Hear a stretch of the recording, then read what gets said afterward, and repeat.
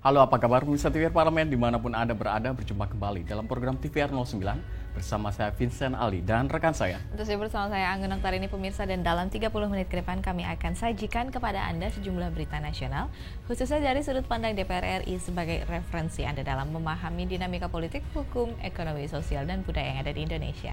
Dan pemirsa TVR Parlemen, inilah TVR 09 selengkapnya.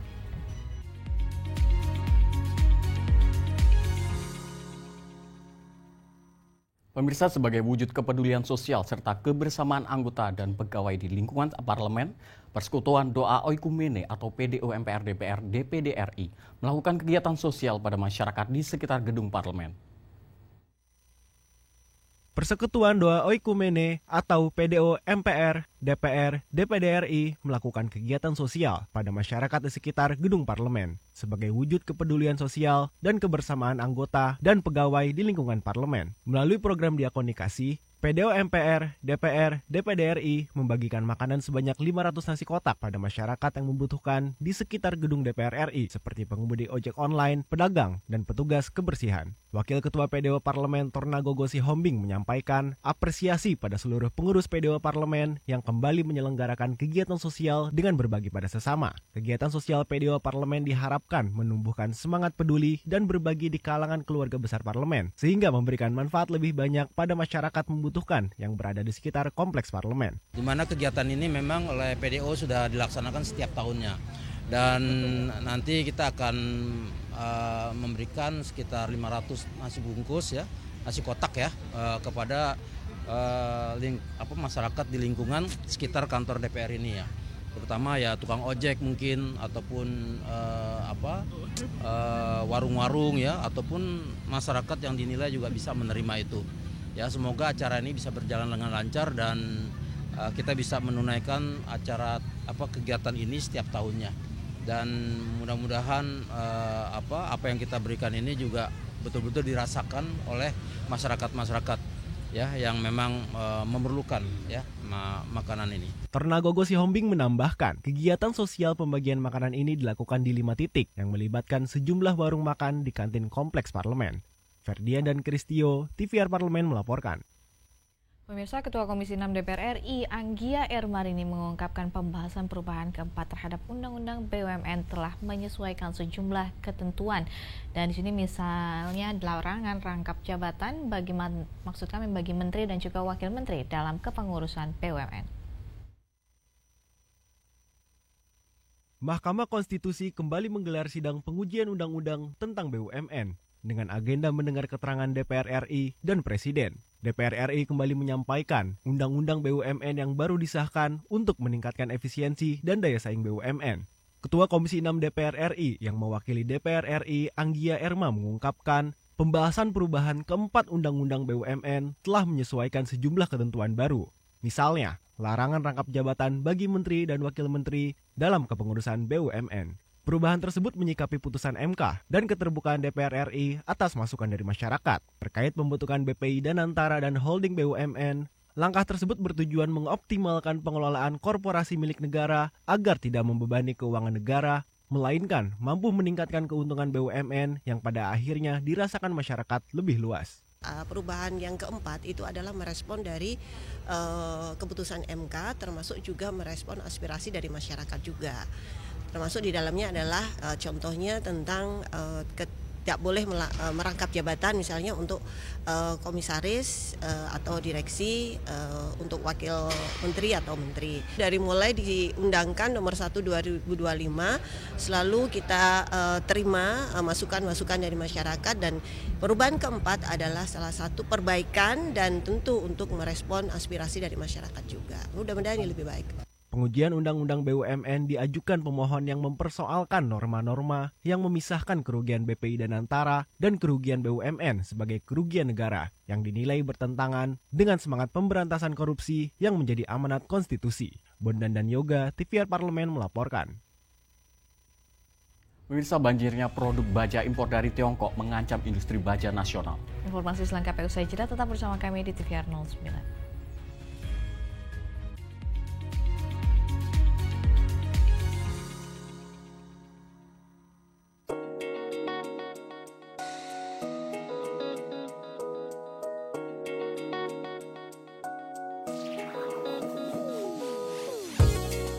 Kehadiran mereka tidak hanya mewakili suara perempuan, tetapi juga membawa perspektif yang beragam serta pengalaman hidup yang unik ke dalam proses pembuatan kebijakan. Saksikan Perempuan Parlemen hanya di TVR Parlemen. Selamat datang di Biro Pemberitaan Parlemen. Anda memasuki kawasan zona integritas menuju wilayah bebas dari korupsi atau WBK dan wilayah birokrasi bersih dan melayani atau WBBM. Biro Pemberitaan Parlemen berkomitmen penuh untuk mewujudkan wilayah bebas korupsi dan wilayah birokrasi bersih dan melayani.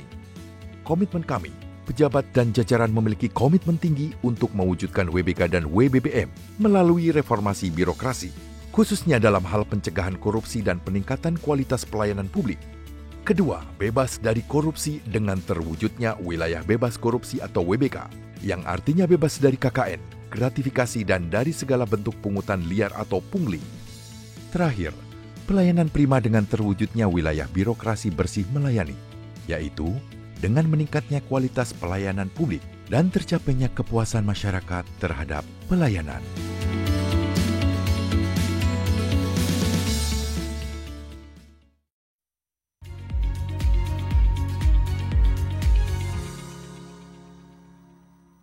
Kembali bersama kami di TVR 09. Pemirsa, Wakil Ketua Komisi 7 DPR RI, Evita Nursanti, mendesak pemerintah untuk menerapkan instrumen perlindungan pasar baja domestik melalui bea masuk anti-dumping, bea masuk imbalan, dan juga bea masuk tindakan pengamanan. Banjirnya produk baja impor dari Cina mengancam industri baja nasional. Diperkirakan 55% kebutuhan baja dalam negeri dipenuhi produk impor dengan harga murah. Menanggapi kondisi ini, Wakil Ketua Komisi 7 DPR RI Evita Nursanti mendesak Kementerian Perindustrian untuk meningkatkan koordinasi dan kerjasama dengan kementerian lembaga lainnya dalam melahirkan regulasi yang berpihak bagi industri baja nasional. Evita mendesak pemerintah untuk menerapkan instrumen perlindungan pasar baja domestik melalui bea masuk anti-dumping, bea masuk imbalan, dan bea masuk tindakan pengamanan. Menurutnya, pelaku industri baja sudah lama mengeluhkan mahalnya harga energi dan maraknya produk baja impor murah yang merusak pasar domestik. Ia meminta pemerintah menyelesaikan persoalan ini secara konkret melalui koordinasi dan sinergi kebijakan antar kementerian lembaga. Kalau memang kita sudah tahu kita mampu untuk memproduksi itu di dalam negeri, kenapa kita biarkan impor masuk? Lagi-lagi saya nggak bisa nyalain bapak-bapak karena kebijakan impor bukan di perindustrian. Ketika kita membicarakan daya saing dan bagaimana industri dalam negeri ini tidak mati, tadi teman-teman sudah katakan tekstil satu persatu, manufaktur satu persatu. Ini apa kita mau biarkan begitu saja? Berarti apa? Ada masalah. Nah, masalah ini harus kita cari solusinya. Selain itu, Evita juga meminta pemerintah mempertimbangkan kemampuan produksi industri baja dalam negeri dalam melakukan pengendalian tata niaga importasi baja. Dukungan terhadap pelaksanaan hilirisasi produk baja juga perlu dilakukan melalui sinergi dengan industri perkapalan, peralatan militer, dan industri transportasi. Andini dan Domi, TVR Parlemen melaporkan. Pemirsa, anggota Komisi 11 DPR RI Muhyiddin Muhammad Said mengatakan bahwa pembahasan revisi Undang-Undang tentang pengembangan dan juga penguatan sektor keuangan atau rancangan Undang-Undang P2SK akan dikebut untuk menjaga kepercayaan masyarakat pada industri keuangan. Revisi Undang-Undang tentang Pengembangan dan Penguatan Sektor Keuangan atau RUU P2SK akan menjamin penguatan sistem keuangan nasional. Anggota Komisi 11 DPR RI Muhyiddin Muhammad Said mengatakan, pembahasan RUU yang baru disahkan sebagai usul inisiatif DPR RI ini akan dikebut untuk menjaga kepercayaan masyarakat pada industri keuangan serta memenuhi tenggat yang telah ditetapkan Mahkamah Konstitusi. Muhyiddin menyebut setelah diparipurnakan, pemerintah akan menyusun daftar inventarisasi masalah sebelum kembali dibahas bersama DPR. Menurutnya, pembahasan akan difokuskan pada penguatan independensi lembaga penjamin simpanan serta pengaturan kewenangan penyidikan terhadap tindak pidana di sektor keuangan oleh otoritas jasa keuangan dan kepolisian. Iya, nanti di dalam undang-undang ini kita cari jalan keluar mana yang terbaik lah untuk menjamin ya hak-hak daripada masyarakat kita yang menyimpan uang supaya betul-betul ada jaminan yang jelas. Sehingga kalau terjadi sesuatu, LPS juga punya peranan yang luar biasa sehingga memberikan jaminan pasti kepada nasabah-nasabahnya. Undang-undang ini karena ini sangat mendesak, maka DPR mengambil alih sebagai usul inisiatif. Diharapkan ya jangan terlalu lama lah, supaya karena ini menyangkut masalah sistem keuangan. Jadi sistem keuangan itu sangat seksi, perlu mendapat perhatian khusus sehingga tidak terjadi hal-hal yang bisa membuat masyarakat kita kurang percaya terhadap institusi keuangan itu sendiri. Selain itu, Muhyiddin menyebut RUU P2SK juga akan memuat sejumlah klausul tambahan, seperti penambahan tujuan Bank Indonesia, penyempurnaan regulasi terkait aset kripto, serta perbaikan aturan mengenai dana pertanggungan kecelakaan lalu lintas. Tegar Aziz, TVR Parlemen melaporkan.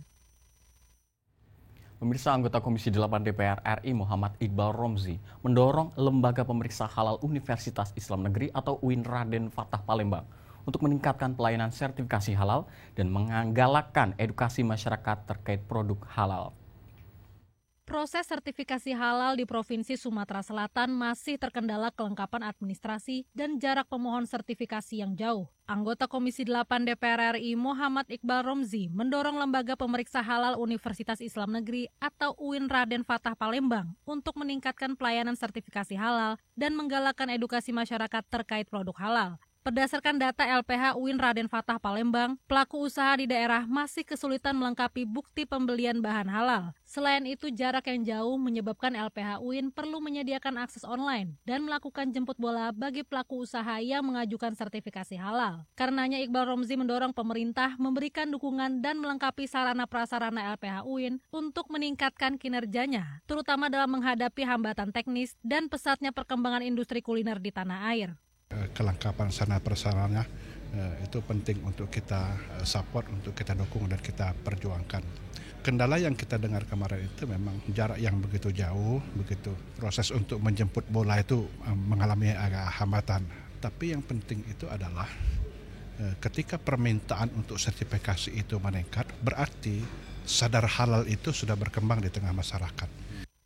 Lebih lanjut, Iqbal Romzi menyebut kesadaran para pelaku usaha terkait produk halal di wilayah tersebut terus meningkat. Dicatat, dari target penerbitan 19.000 sertifikat halal, capaian sudah mencapai 15.000 sertifikat. Namun pemerintah harus terus meningkatkan sosialisasi dan edukasi produk halal agar masyarakat memperhatikan seluruh aspek pengolahan produk dan menciptakan sebuah ekosistem halal di daerah.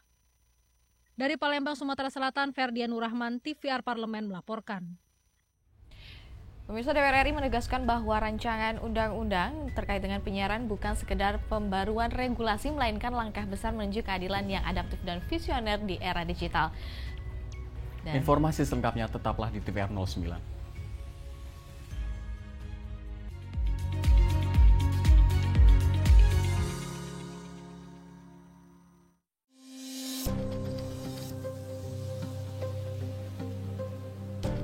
UMKM ini menyumbang sekitar 61% terhadap PDB nasional nih Pak. Ini cukup besar ya. Apakah angka ini memang jadi angka real yang memberikan dampak untuk perekonomian atau memang sebenarnya ini adalah bumerang yang menandakan bahwa ekonomi Indonesia ini masih terfokus kepada industri kecil bukan industri besar Pak? Terbukti pada saat krisis dunia terjadi, kita Indonesia kenapa bertahan? Justru karena 61% PDB-nya dari usaha mikro kecil menengah. Justru UMKM yang mampu bertahan. Iya, betul.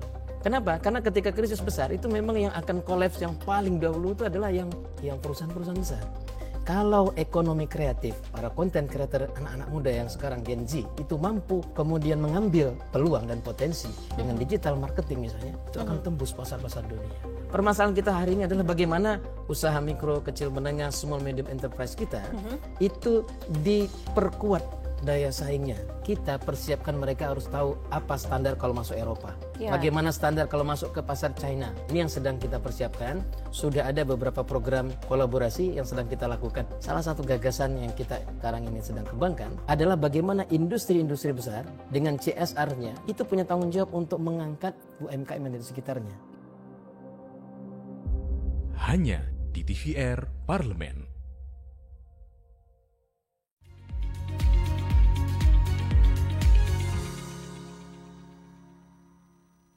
Terima kasih Anda masih bersama kami di TVR 09.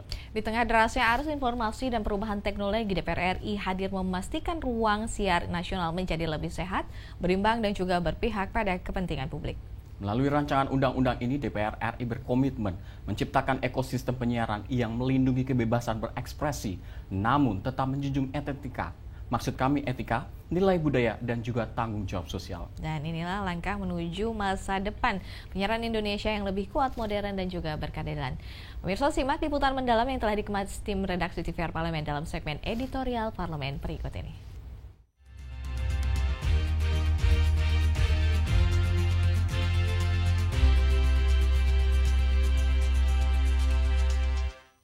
Pesatnya perkembangan teknologi digital telah mengubah landscape penyiaran secara signifikan. Dari televisi terestrial berbasis frekuensi hingga platform digital dan konten kreator yang memanfaatkan layanan over the top atau OTT. Namun fakta di lapangan, regulasi penyiaran di Indonesia saat ini dirasa belum cukup adaptif terhadap dinamika tersebut. Sehingga DPR RI mendorong revisi Undang-Undang Nomor 32 Tahun 2002 tentang penyiaran, agar menghasilkan regulasi yang berkualitas dan relevan sesuai dengan perkembangan zaman dan teknologi. Dalam pembahasan rancangan undang-undang penyiaran yang sedang berjalan, DPR RI berkomitmen terus melibatkan berbagai pihak untuk memastikan regulasi yang dibuat dapat mengakomodasi kebutuhan semua pemangku kepentingan. Keterlibatan berbagai pihak seperti akademisi, masyarakat sipil, pelaku industri, dan asosiasi jurnalis bertujuan untuk mencapai keseimbangan antara kebebasan berekspresi, perlindungan publik, dan perkembangan teknologi media digital. Nah, bagaimana pengaturan agar secara bisnis semuanya ini bisa jalan dengan baik, televisi swasta, terestrial bisa jalan, platform internasional bisa juga berkontribusi juga untuk ekonomi Indonesia, dan konten kreator bisa tetap bebas berekspresi namun sesuai dengan budaya bangsa secara konstruktif, membangun budaya bangsa Indonesia yang dikatakan adiluhung ini. Nah, ini kan perlu ada regulasi yang memadai. DPR RI bersama dengan pemerintah terus mengedepankan keadilan yang adaptif dan visioner dalam pembahasan rancangan undang-undang tentang penyiaran bagi media konvensional maupun digital. Pasalnya, saat ini televisi konvensional menghadapi biaya produksi yang besar dan regulasi yang ketat, sementara platform digital beroperasi dengan aturan yang lebih longgar menyebabkan persaingan yang tidak seimbang. Mari kita sama-sama cari mana yang terbaik untuk untuk regulasi ini ya, untuk budaya, bisnis dan juga iklim demokrasi kita, agar rancangan undang-undang ini juga diharapkan bisa menghadirkan regulasi yang adil, yang adaptif, yang visioner, agar juga media konvensional maupun digital ini bisa tumbuh seimbang, bisa tumbuh bersama-sama dalam melayani publik. Anggota Komisi 1 DPR RI Andina Tresia Narang menegaskan, rancangan undang-undang penyiaran tidak membatasi ruang berekspresi masyarakat pada platform digital, namun justru ingin menciptakan kesetaraan aturan atau equal playing field antara media konvensional dan digital. Banyak kegiatan live streaming di media digital yang kerap mengandung kata kasar, umpatan, dan vulgar yang tidak layak dikonsumsi, dikhawatirkan akan menjadi ancaman serius bagi moral dan karakter generasi muda Indonesia. Tapi kami tidak melakukan pembatasan, tetapi kami melakukan equal playing field antara media konvensional atau TV terestrial dengan platform media yang baru. Jadi misalnya di media yang lama atau TV terestrial, kita mempunyai satu namanya wadah yang mengontrol mereka, yaitu KPI. Misalnya pada saat penyiaran tidak boleh merokok, tidak boleh melakukan kata-kata kasar. Banyak aturan-aturan atau kaedah-kaedah yang harus ditepati. Nah, sekarang kita punya lagi nih masalah dengan digital. Kami tidak ingin adanya pembatasan untuk kebebasan bersuara, tidak, tetapi dengan aturan-aturan yang tepat. Sekarang ini bisa kita lihat di platform digital yang baru, banyak sekali live streaming dengan kata-kata kasar, live streaming bisa merokok, walaupun memang sudah ada di beberapa platform media yang beberapa tuh yang mempunyai community guidelines, dan itu yang kami ingin atur. Rancangan undang-undang tentang penyiaran juga diharapkan dapat menjadi penguat kewenangan peran dan kelembagaan Komisi Penyiaran Indonesia demi mendorong semua media untuk menyajikan konten yang mendidik dan informatif bagi semua kalangan, termasuk anak-anak.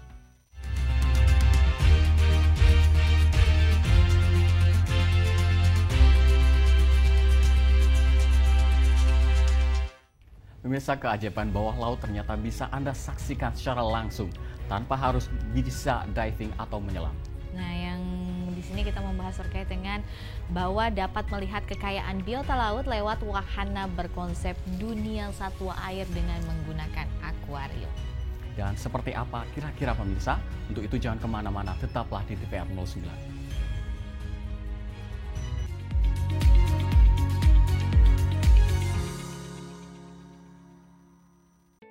Selamat datang di Biro Pemberitaan Parlemen. Anda memasuki kawasan zona integritas menuju wilayah bebas dari korupsi atau WBK dan wilayah birokrasi bersih dan melayani atau WBBM. Biro Pemberitaan Parlemen berkomitmen penuh untuk mewujudkan wilayah bebas korupsi dan wilayah birokrasi bersih dan melayani. Komitmen kami, pejabat dan jajaran memiliki komitmen tinggi untuk mewujudkan WBK dan WBBM melalui reformasi birokrasi, khususnya dalam hal pencegahan korupsi dan peningkatan kualitas pelayanan publik. Kedua, bebas dari korupsi dengan terwujudnya wilayah bebas korupsi atau WBK, yang artinya bebas dari KKN, gratifikasi dan dari segala bentuk pungutan liar atau pungli. Terakhir, pelayanan prima dengan terwujudnya wilayah birokrasi bersih melayani, yaitu dengan meningkatnya kualitas pelayanan publik dan tercapainya kepuasan masyarakat terhadap pelayanan.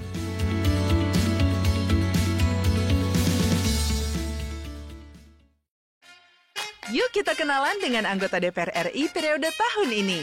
Dari depan kursi. Di balik kursi. Gini, di balik kursi. Aku ingin menjadi sesuatu yang mungkin bisa kau rindu. Acap kahiji, rukun sakabena. Gitulah pokok nama. Semakin penasaran kan bagaimana kiprah karir politiknya? Hanya di TVR Parlemen.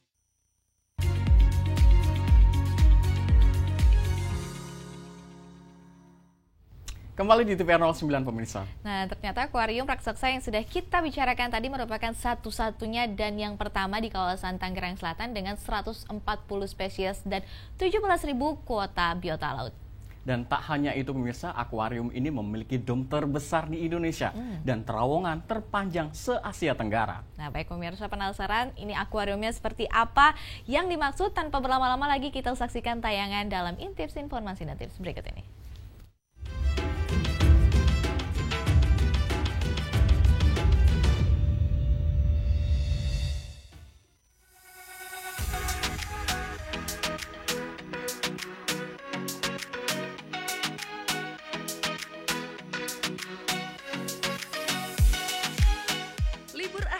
Di depan mata. Apakah pemirsa TVR Parlemen sudah punya rencana nih untuk berakhir pekan bersama keluarga? Jika belum, kali ini Intips punya rekomendasi wisata buat pemirsa yang bisa dilakukan bersama sahabat, pasangan, ataupun keluarga.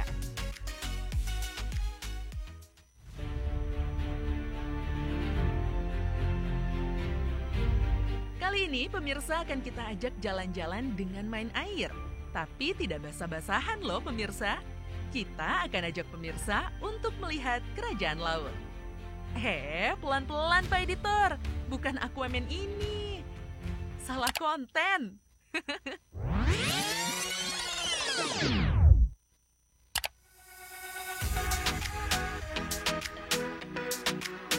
Nah, ini baru benar. Kita akan ajak pemirsa mengunjungi kerajaan air di BXC.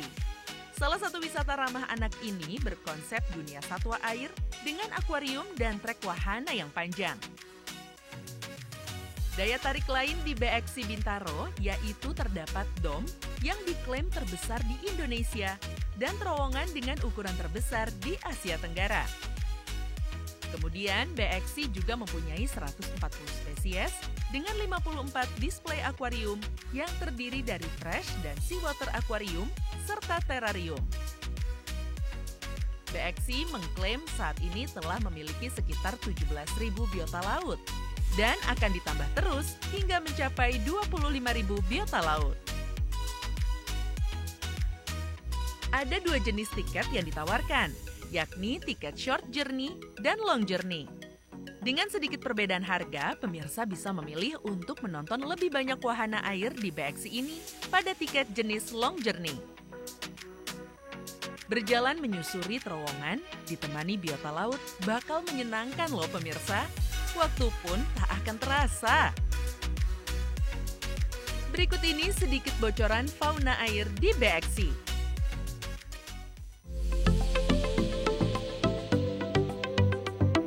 Nah, kalau yang ini pemirsa pasti tahu dong ya.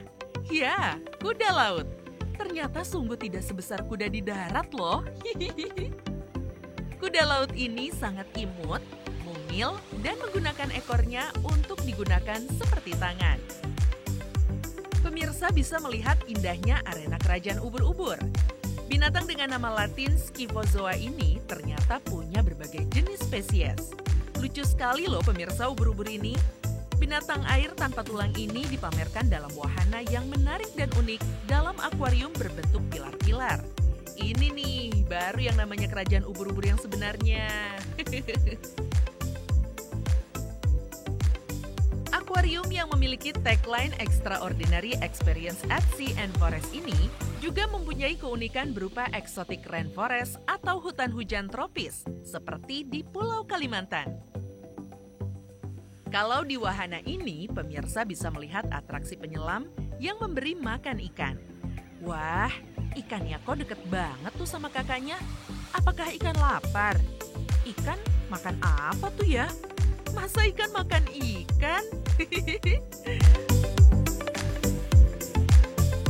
Selain biota air, ada juga biota-biota lain loh pemirsa. Nih, berang-berang. Ada ular juga. Dan belalang juga nih pemirsa.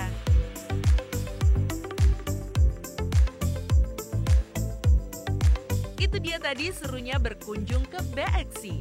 Ternyata satwa air itu sungguh sangat beragam ya di dunia ini. Selama ini pemirsa mungkin taunya cuma ikan lele yang enak dijadikan santapan malam hari kan?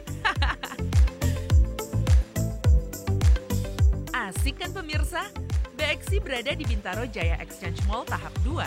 BXI adalah destinasi wisata akuarium indoor baru dan pertama di kawasan Tangerang Selatan. Secara lokasi, BXI berada tepat di basement yang menghubungkan antara Bintaro Exchange 1 dan 2. Sekian Intips kali ini. Sampai jumpa di konten Intips edisi jalan-jalan lainnya.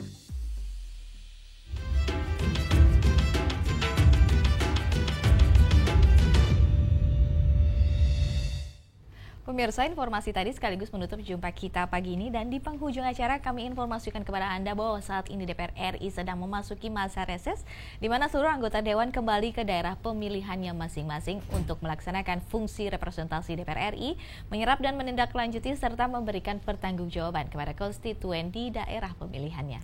Dan sejumlah agenda serta program DPR lainnya masih dapat Anda saksikan secara langsung di TVR Parlemen melalui kanal utama, kanal komisi, dan kanal alat kelengkapan Dewan yang dapat Anda akses di tvr.dpr.go.id. Baik, pemirsa TVR Parlemen, demikianlah TVR 09 edisi hari ini. Segenap kru TVR Parlemen yang bertugas mengucapkan terima kasih telah menyaksikan TVR 09. Saya Angga Noktarini dan juga rekan saya Vincent Aldi. Sampai jumpa di TVR 09 selanjutnya. TVR Parlemen, Referensi Indonesia.